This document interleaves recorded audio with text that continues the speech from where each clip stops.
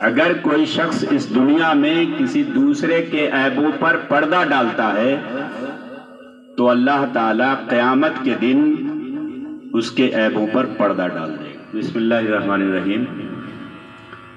ایک لفظ ہے عیب، کوئی بتا سکتے ہیں کہ عیب کے معنی کیا ہوتے ہیں؟ ہاں بولیے۔ برائی، بہت اچھا۔ اور کوئی؟ ہاں برائی ہو گیا، اور کوئی بتائیے۔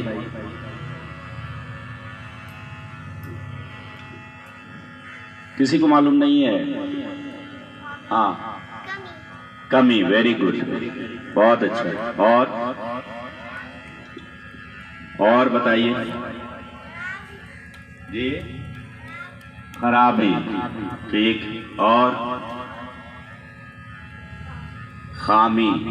دیکھیے یہ سب تو جواب آ رہے ہیں، صحیح جواب ہے یہ سب۔ کمی آ گئی ایک جواب، دوسرا جواب کیا تھا؟ برائی، خامی، ہے نا، خرابی۔ اور کوئی؟ اور تھوڑا سا ہمت کیجیے۔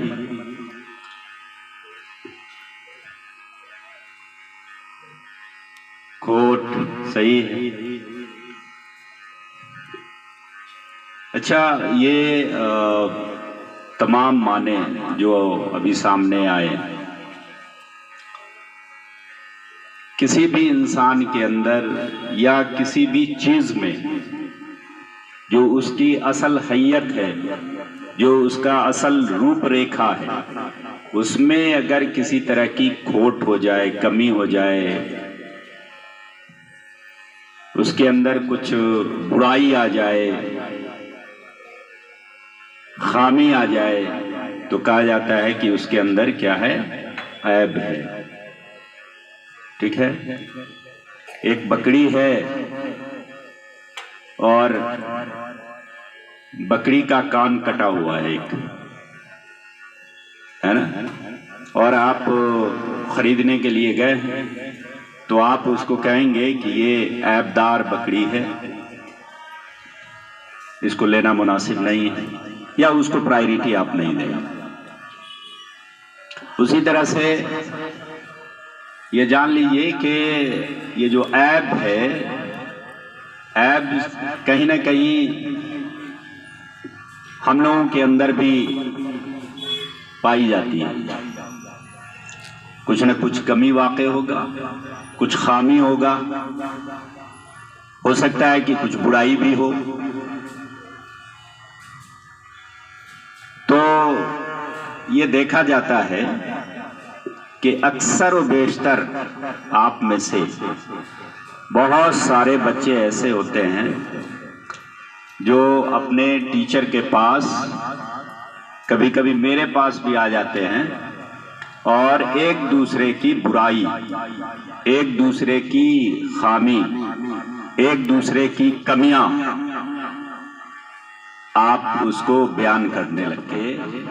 ہونا یہ چاہیے تھا کہ اگر ہم اپنے دوستوں کے بیچ، اپنے کلاس میٹ کے بیچ کسی کے اندر کوئی کمی نظر آئے تو یہ کمی جو ہے وہ دو طرح کی کمیاں ہوتی ہیں۔ ایک تو قدرتی طور پر کسی میں کوئی کمی واقع ہوگی، جیسے میں نے ابھی کہا کہ ایک بکری کا بچہ ہے، اس کا کان کٹا ہوا ہے، وہ پیدا ہی ہوا کان کٹا ہوا۔ تو اس طرح کی کمیوں میں ہمارا آپ کا دخل نہیں، یہ اللہ کی طرف سے مصلحت کے طور پر کسی کے اندر پائی جاتی ہے۔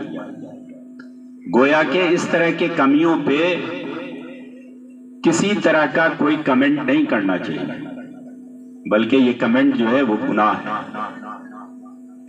اب رہا یہ کہ کسی کے اخلاق و کردار میں کوئی کمی ہے تو اس کمی کو اجاگر نہیں کرنا چاہیے، دوسروں کو نہیں بتانا چاہیے، بلکہ آپ خیر خواہی کے ساتھ آپ ان کو, اسی بندے کو, اسی آدمی کو, اسی دوست کو, اسی بہن کو, اسی بھائی کو آپ بتائیں کہ دیکھو تم جو ہے جھوٹ زیادہ بولتے ہو, اللہ سے ڈرنا ہے, جھوٹ نہیں بولنا چاہیے, جھوٹ بولنا گناہ ہے. اور یہ سمجھانے کا پروسیس ہونا چاہیے, نہ کہ پبلکلی لوگوں کے بیچ یہ تذکرہ کرنا چاہیے کہ فلاں جو ہے وہ بہت جھوٹ بولتا ہے, بلکہ اس جھوٹ پر پردہ ڈالنا چاہیے, اس ایپ پہ پردہ ڈالنا چاہیے.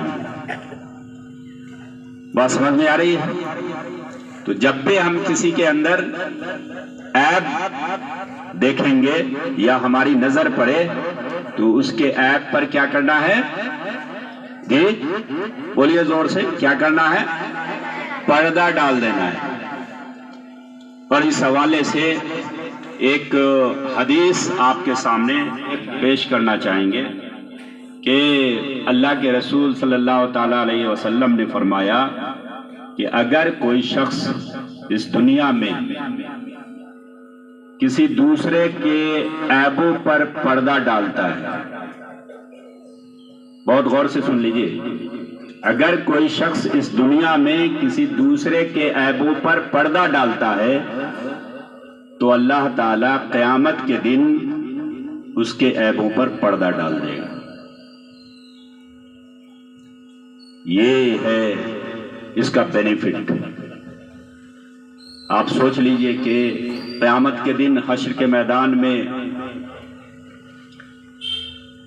سارے لوگوں کے اچھے اور برے اعمال پیش کیے جائیں گے. اس وقت اگر ہمارے کسی کرائم کا, کسی جرم کا, کسی گناہ کا, اور وہ گناہ جو چھپ کے کر لیا ہے کسی کو معلوم نہیں ہے, اس دن بھی وہ گناہ بھی پیش ہوگا اس دن. اور جان لیجئے کہ اس گناہ کو اگر پبلکلی پیش کیا جائے گا تو کتنی بڑی رسوائی ہوگی. تو یہ حدیث ہم لوگوں کو تقویت دیتی ہے. اللہ کے رسول صلی اللہ تعالی علیہ وسلم کا یہ سٹیٹمنٹ ہم کو تقویت دے رہا ہے کہ اگر ہم دنیا میں کسی دوسرے کے عیبوں پر پردہ ڈالتے ہیں تو قیامت کے دن ہمارے اندر جو عیب ہوگا اللہ تعالیٰ اس پر پردہ ڈال دے گا.